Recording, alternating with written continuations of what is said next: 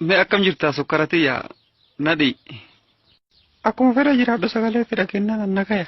Lubbuutii garaa nan balleessin kaa'e. Abbas! Makiinaa si fiddu? Wallahi hin taane shufeera biraa qaxaradhu malee. Dhiifama kaa lubbu. Yeroo hojiinatti gahe. Hayyeema yoo malagginee dheebuu ol baana sirritti. Abshiri. Maa agan si dheebonne dheebotte miti guyyaa tokko dheebuu ol ba'uu tenne. Yalla ciao. Ciao. Bye.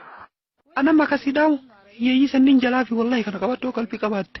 Ni bareedalle maashaallah yoo qabeenyaa kun shifeera qaxaratee qaba makiinaa biraa kuttee. Yalla bye. شنو الكلام هذا؟ يا يما انا احبك